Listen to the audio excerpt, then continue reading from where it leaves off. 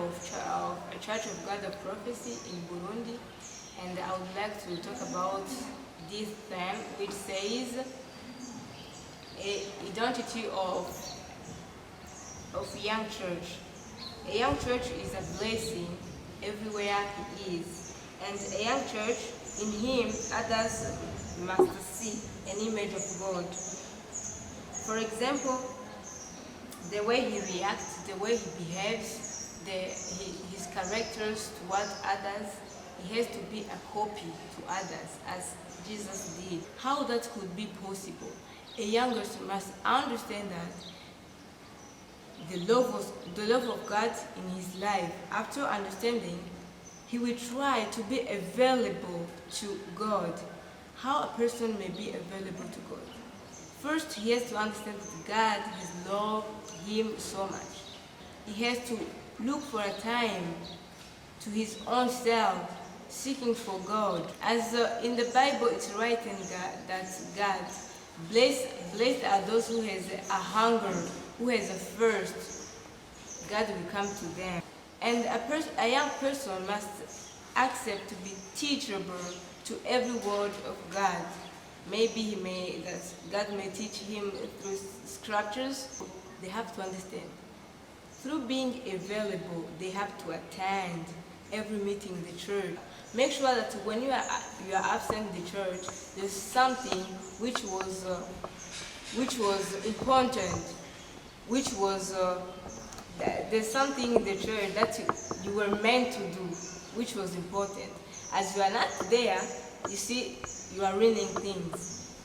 It's better to a young person to understand that being available is a very important thing as a child of God who has already understand God's love. Yeah, sometimes you just pretend saying that we don't have time, just we want to do things as we are young people, we want to just running after our life. Then we just forget that God is there.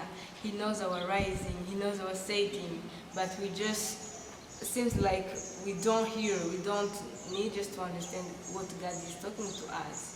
And then we just go in to do our stuff there, which are important. And that we realize that after many years, and then we start regretting.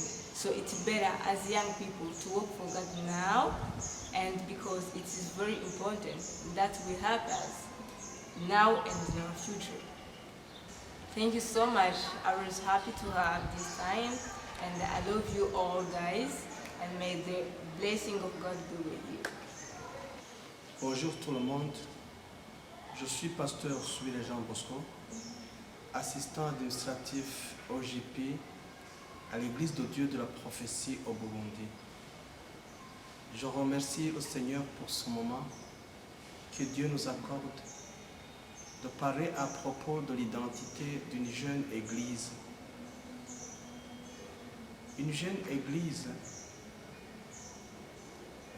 est manifestée par sa manière et de sa fondation.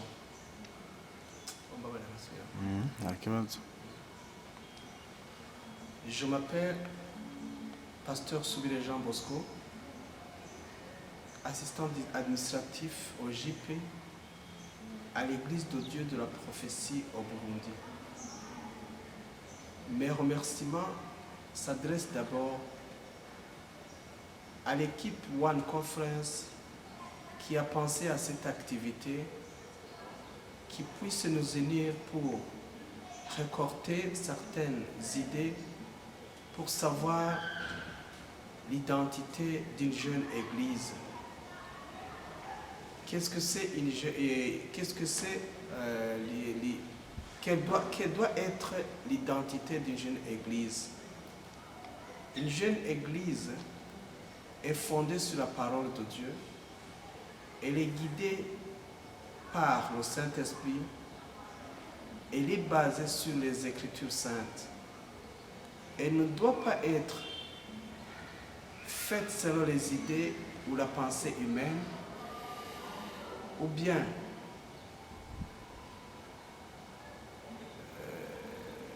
les voix de l'homme, mais c'est la parole qui dirige tout. Tangura kuri ou bien Ou bien hera kuri ou bien ou bien sur les idées des hommes, ou bien les raisonnements, la culture, ainsi de suite.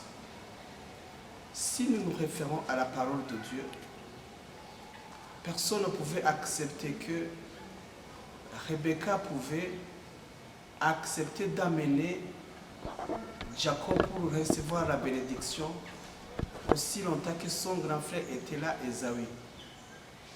Elle est partie au-delà de la culture parce qu'elle a accepté ou elle a accepté la direction du Saint-Esprit.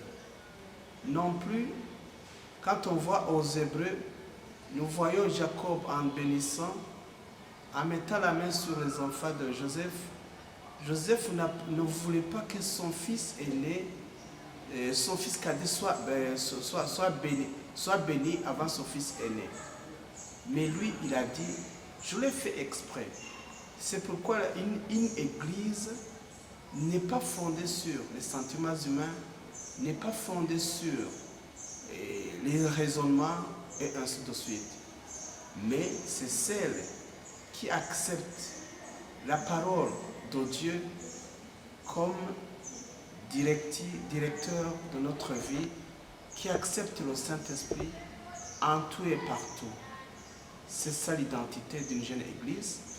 Cette jeune église pourra croître positivement et pourra atteindre même toute la terre parce qu'elle sera basée sur les Écritures saintes. On ne peut pas oublier que l'église, c'est la famille des familles. C'est-à-dire qu'on doit prendre du temps pour équiper les familles, les enseigner, pour qu'ils parviennent au moins d'avoir des enfants qui sont nés de nouveau. Parce que si les enfants viennent dans l'église sans blessure, ils seront les bénédictions dans une église. Dans ce cas, on doit prendre beaucoup de temps pour équiper les familles de la manière qu'ils peuvent avoir une famille bien encadrée qui sera une bénédiction dans la famille des familles qui est l'Église, et l'Église qui est le pilier de la vérité. Dans ce cas, on sera sûr que cette identité suffira pour avancer de loin dans la parole de Dieu.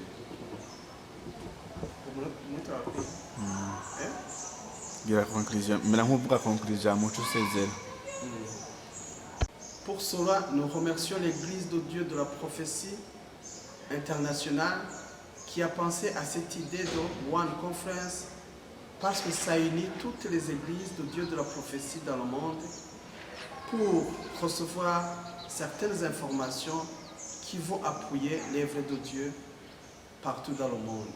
Je vous remercie, que Dieu vous bénisse.